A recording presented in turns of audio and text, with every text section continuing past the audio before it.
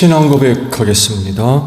나는 전능하신 아버지 하나님 천지의 창조주를 믿습니다. 나는 그의 유일하신 아들 우리 주 예수 그리스도를 믿습니다. 그는 성령으로 잉태되어 동정녀 마리아에게서 나시고 본디오 빌라도에게 고난을 받아 십자가에 못 박혀 죽으시고 장사된 지 사흘 만에 죽은 자 가운데서 다시 살아나셨으며 하늘에 오르시어 천능하신 아버지 하나님 우편에 앉아 계시다가 거기로부터 살아있는 자와 죽은 자를 심판하러 오십니다. 나는 성령을 믿으며 거룩한 공교회와 성도의 교제와 죄를 용서받는 것과 몸의 부활과 영생을 믿습니다. 아멘. 찬송가 450장 부르시고 말씀 봅니다. 450장입니다.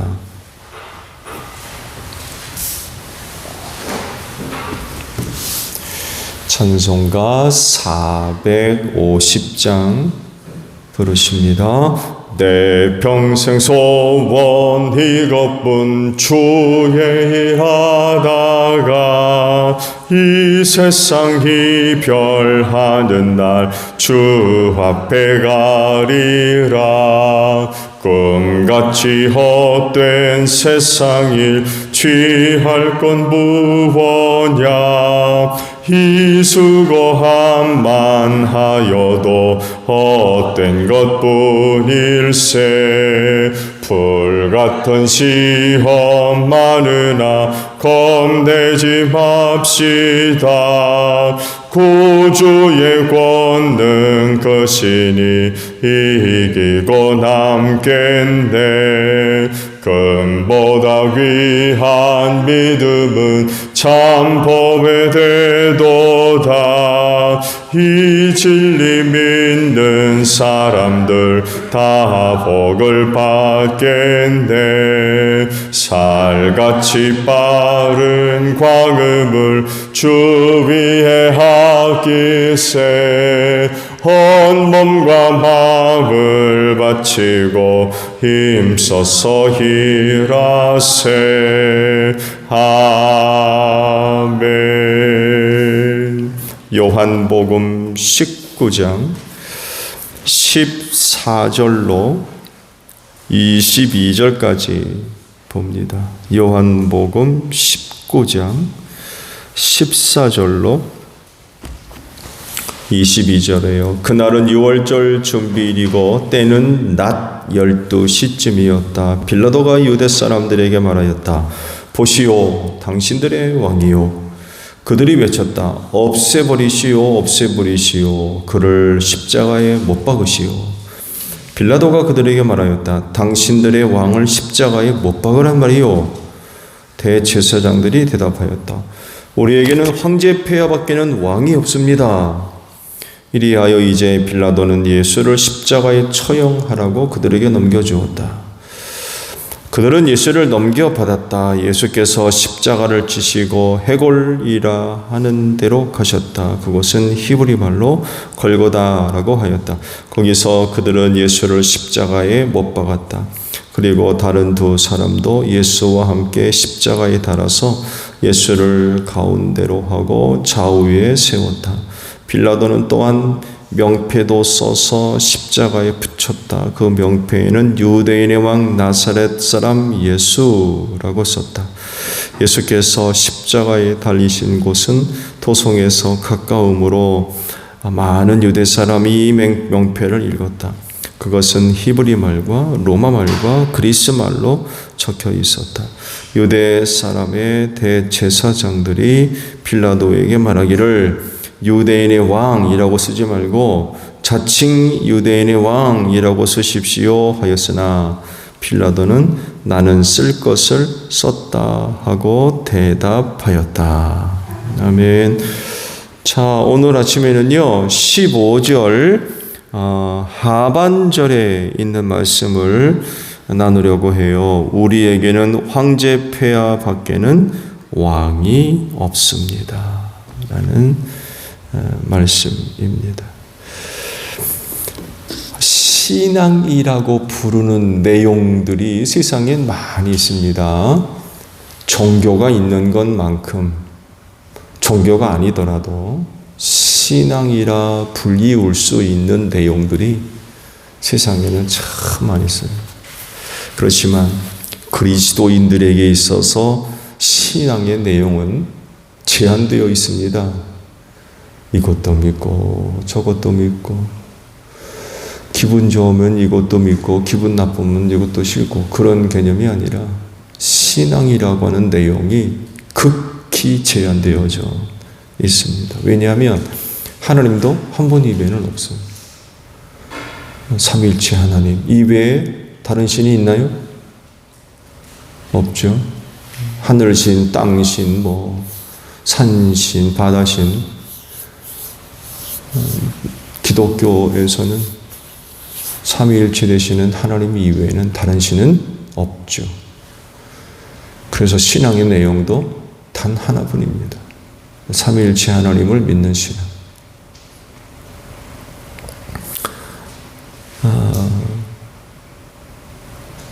어떤 상황이나 또 시간이나 어디에 있든 그 신앙에는 변함이 없어요. 좋을 때 다르고 나쁠 때 다르고 그럽니까? 여기 있을 때 다르고 저기 있을 때 다르고 그렇지 않죠? 영원히 동일합니다. 그건 절대로 변하지 않습니다. 달라질 수 없고요. 바뀔 수 없습니다. 저는 좋은 예를 보여주는 게 스데반 집사라고 할 수 있죠. 예수 믿는 것으로 인하여서 붙잡혀서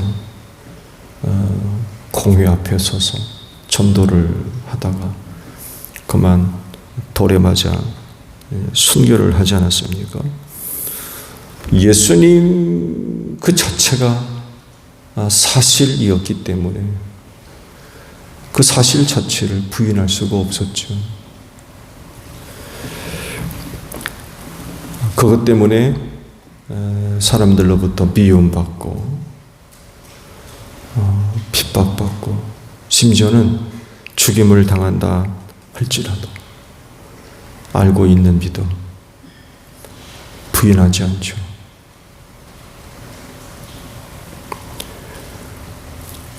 또 그럴 수밖에 없었던 건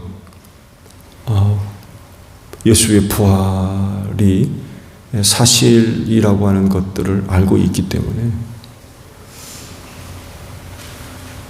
정말 그 당시에 예수 믿는 사람들의 그 신앙은 이건 진짜 목적된 신앙이었기 때문에 부인될 수 없는 또 부정될 수 없는 그런 상황이었죠.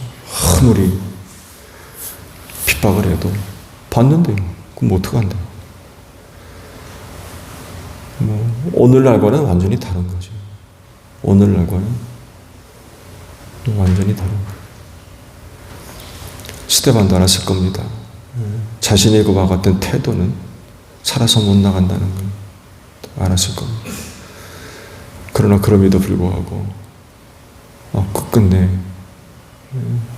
예수에 대한 신앙을 간직하죠. 근데 예수님 당시 유대교 지도자들이 보여준 것들을 보게 되면 조상들이 섬기던 하나님을 제대로 섬기지를 않아요. 이뿐만이 아니라 자기들이 갖고 있는 종교적 혹은 정치적 기득권을 지키고 유지하기 위해서 신앙을 수단화합니다. 신앙이 그 목적이 되어야 되는데 바꿔버린 거죠. 거기에 자기들의 기득권, 종교적이고 정치적인 그런 거 기득권과 신앙, 하나님이죠. 혹은 성전 이런 것과 맞바꿔버렸어요. 그래서 표면적으로 보게 되면 당시 누구보다도 하나님을 잘 섬기고 열심을 다해서 열정을 다해서 참 하나님을 섬기고 아주 경건한 듯 이렇게 보였지만 그러나 그들은 주께서 말씀하신 대로 회칠한 무덤에 불과했어요. 표면적으로는 하얘가지고 정말 뭐 아무 때도 묻지 않은 것처럼 보이지만 그 안은 퍽퍽 썩었다는 거예요. 회칠한 무덤 같다. 예수님이 얼마나 책망하십니까? 네, 말씀에도 있듯이 대제사장의 무리들 누구 계십니까? 사두개파 사람들이죠. 그들은 일찍부터 정권에 밀착되어 있던 그런 사람들이었어요. 그래서 그 정권에 밀착되어져서 종교적 기득권을 지키고 유지하는데 아주 혈안이 되어 있던 그런 사람들입니다. 중간 시대 그 하스몬 왕조 때 그때 이 일을 아주 뼈저리게 경험을 하게 되죠. 왕이 누가 되느냐에 따라서 한때는 사두개파 사람들을 중용을 하고 한때는 바리새파 사람들을 중용하고 그럴 때마다 달라지는 거예요. 야, 이래서는 안 되겠다 해가지고 이 사두개파 대제사장의 사람들은 철저하게 정권에 밀착되어져서 저들이 갖고 있었던 그 기득권, 정치적이고 종교적인 그런 그 기득권을 놓치지 않으려고 그랬던 사람들이죠. 그래서 비교하면 사두개인들은 정치 세력에 이제 빌붙게 되고 바리새인들은 국민들, 회중에 빌붙습니다. 회중, 대중의 힘, 대중, 백성들에게도 내려갑니다. 또 하나의 파가 또 있죠. 유명한 에세네파 있죠. 에세네파. 이 에세네파가 예수님뿐만 아니라 초대교회에도 상당히 큰 영향을 줬습니다. 이들은 어디로 들어가요? 광야로 들어갑니다. 광야로. 그래서 당시 유대교 안에 중요한 세 종류의 파, 사두개파, 바리새파, 에세네파들이 어떻게 저들의 세력을 형성을 했는가를 단적으로 보여주는 이렇게 표현할 수가 있어요. 그래서 위치를 얘기하자면 사두개파는 예루살렘에 거기 성전이 있잖아요. 거기 왕궁이 있고 그러니까 사두개인들은 예루살렘에 그리고 바리새파는 회중 속으로 군중 속으로 마을이라고 했죠. 마을로 표현하게 되는 마을 혹은 회당으로 이렇게 들어가게 되고 에세네파는 광야로 들어가게 됩니다. 이렇게 이제 나눠져서 각 파를 이제 설명을 할 수가 있습니다. 바리새파 사람들은 처음에는 언제가도 말씀을 드렸습니다만 해도 사두개파 사람들과는 좀 달리 원리주의자들, 곧 율법을 철저하게 고수하고자 하는 그런 그 사람들이었습니다. 그리고 이것을 위해서 기꺼이 자기 목숨을 내놓을 정도였어요. 그래서 그들의 조상들, 바리새파의 조상들이 보여준 모습들을 보게 되면은 특히 로마 치하에서 많은 사람들이 죽었습니다. 예루살렘 안에 헬레니즘식의 건물이 들어서는 것부터 시작해가지고 거룩한 땅에 그런 건물을 어떻게 짓느냐 해가지고 들고 일어났던 사람들이 바리새파 사람들이었어요. 그때도 많은 사람들이 죽었습니다. 헤롯 대왕에 의해서 그 자식들에 의해서 정말 많이 죽었습니다. 그 로마 이제 헬레니즘 시대 때뿐만 아니라 로마 시대 때에도 그 문화가 들어오는 거, 그 이방 문화죠. 이방 문화가 들어오는 것들에 대해서 아주 굉장히 극구 반대를 했고, 그리고 그 결과는 말씀드린 대로 많이 죽었어요. 그들의 조상은 정말 율법을 순서한 그 율법을 지키기 위해서 기꺼이 자기 목숨을 내던졌다고 표현하기 좋을 것 같아요. 그럴 정도로 정말 많은 사람들이 죽었습니다. 근데 시간이 흐르면서 이게 또 변질이 돼요. 또 그리고 예수님 시대 바리새파와 그 이전 시대의 바리새파가 달라요. 말씀드린 대로 그 전에는 순수한 열정을 가지고 기꺼이 자기 목숨을 던졌는데 시간이 흐르면서 이게 달라지기 시작한 거예요. 정권의 맛을 들이고 난부터는 이게 이제 아닌 것을 알고 그들도 권력의 힘을 빌어서 기득권의 세력을 유지하려고 하는 그런 그 모습들을 보여줍니다. 그 단적인 예가 산헤드린 공의회입니다. 공의회. 지극히 정치적인 의도에 의해서 만들어졌죠. 사두개파와 바리새파를 불러들여가지고 자치기구를 만들었어요. 그게 산헤드린 공의회입니다. 이 안에 이제 바리새파가 들어갔어요. 말씀드린 대로 전에는 이런 것과는 거리가 멀었거든요.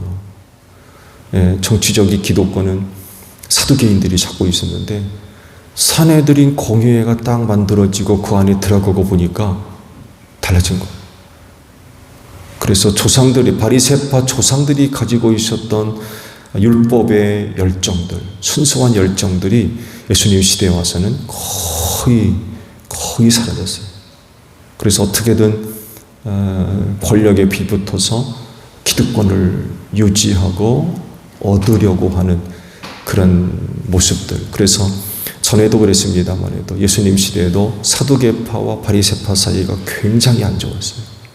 아주 정치적으로 또 종교적으로 서로 내용도 달랐고 그런 그 갈등들이 굉장히 많이 일어났습니다. 근데 예수님을 두고는 이들이 하나가 됐어요. 예수님을 두고는. 왜냐하면 예수님의 존재 자체가 사두개파나 바리새파 사람들에게 좋지 않아요. 저들이 갖고 있는 종교적이고 정치적인 기득권을 빼앗아갈 수 있는 그런 사람이었어요. 적어도 그런 데 있게 되면 그들과 반대되는 세력들, 그러니까 그들은 정치적이고 종교적인 기득권을 갖고 있는 사람들이거든요. 그 반대되는 사람은 누구겠습니까? 사회적 약자들입니다. 낮은 자들. 근데 예수님이 이런 사람들과 지내는 거예요. 그랬을 때에 예수께서 예루살렘에 올라가실 마지막 낙이 타고 올라가셨을 때에 이를 지켜보고 있었던 사두개인들, 바리새인들이 하는 얘기가 있죠. 세상이 다 예수를 따라갔다. 이런 표현을 합니다. 이제 예수가 그렇게 올라갔으니 우린 이제 끝장났다. 이런 표현이기도 합니다. 그러니까 예수를 바라보는 시각이 무슨 영적이고 종교적이고 뭐 이런 식으로 본 게 아니라 정치적인 물로 보는 거예요. 자기들이 가지고 있는 기득권을 위협할 수 있는 그런 위험한 인물로 보게 되죠. 그리고 예수님의 사역기 내내 사두개인들과 바리새인들과 갈등이 벌어지거든요. 그 나중에는 아예 그냥 정탐꾼들을 붙여놓죠. 예수가 다니면서 무슨 일을 하는지, 무슨 말을 하는지 정탐꾼을 심어놓고, 그리고 곤란한 그런 거 질문이나 하고 흠잡으려고, 걸렸다 하게 되면 그냥 뭐 잡아놓으려고 온갖 기회를 다 노리고 있는 그런 그 상황이었던 거죠.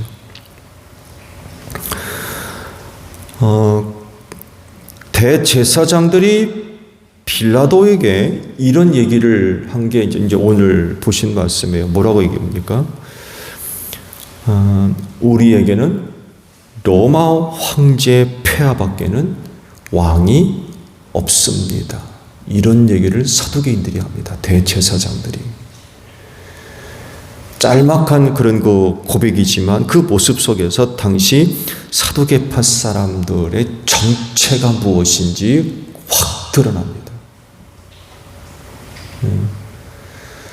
하나님을 섬기는 대제사장의 무리가 아니에요.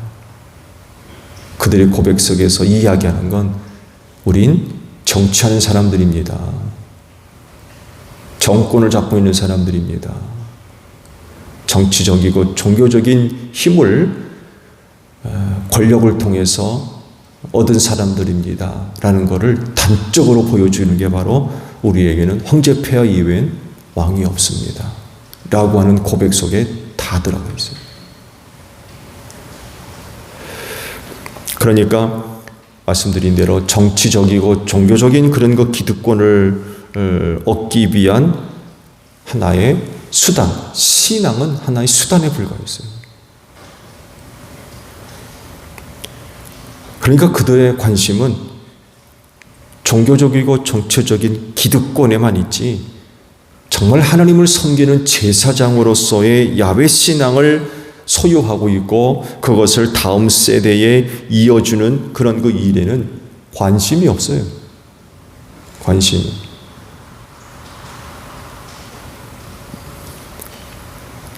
대제사장들이 입에서 어떻게 그런 말이 나옵니까? 우리에게는 황제 폐하 이외에는 다른 왕이 없습니다. 이건 대제사장들의 입에서 나올 수 있는 말이 아니에요. 이건 그런 말을 해서는 안 되는 사람들이라는 거예요. 근데 서슴없이 하거든요. 왜? 그런 힘이, 그 힘이 권력에 가까이 있었기 때문에 얻은 거거든요. 정치적인 권력.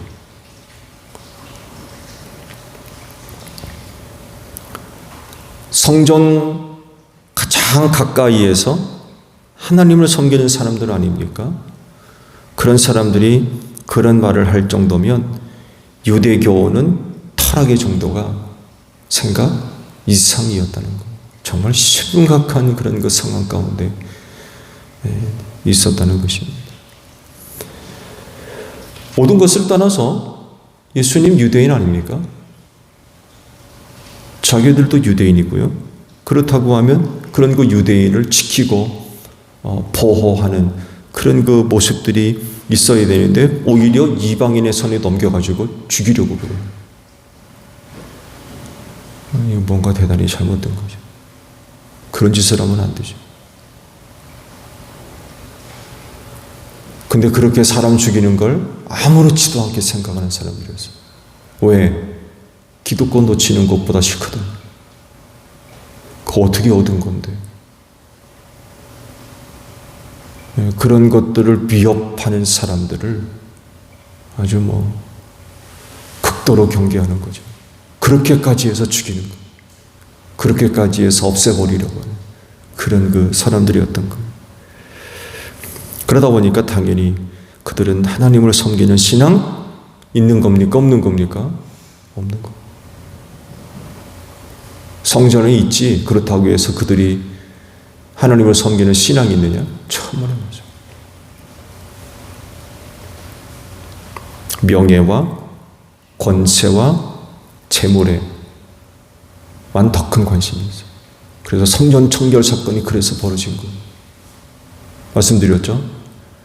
성전세가 환율이 이거 말씀드렸나요? 속죄 제물을 하나 사는데 지금 돈으로 9만 원 이상 들어갑니다. 그러니 가난한 사람들이 어떻게 제사합니까? 전부 속된 말로 삥 뜯는다고 그러죠. 삥 뜯는 그런 짓을 하고 있었어요. 그러니까 그들은 성전에 앉아가지고 어떻게 하나님을 잘 섬길까? 어떻게 하면 율법을 잘 지키고 백성들에게 가르칠까? 이거에 관심이 있는 게 아니라 오늘은 얼마 들어왔나? 오늘은 얼마 들어왔나? 성전에 들어오는 사람들이 뭘로 보이는 거예요? 돈으로 보이는 거예요. 저 얼마짜리, 저 얼마짜리.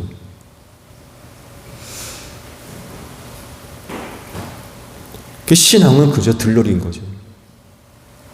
자체가 목적이 아니라 기독권을 유지하기 위한 수단.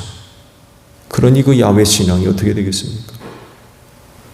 이런 형태가 그들의 고백 속에 다 들어가 있어요. 황제 폐하 이외에는 왕이 없습니다. 그들이 괜히 그런 말을 한 게 아니었다는 거죠. 대제사장들이 유대교에서 차지하고 있는 위치와 그 넓이와 범위를 생각하면 감히 그런 말을 할 수가 없는 거죠. 그리스도인이 섬길 분은 오직 한 분, 삼위일체 하나님 이외에는 없는 줄로 믿습니다. 그리고 주로 믿을 분은 예수 이외에는 없어요. 주라고 할 수 있는 분은 예수밖에 없습니다.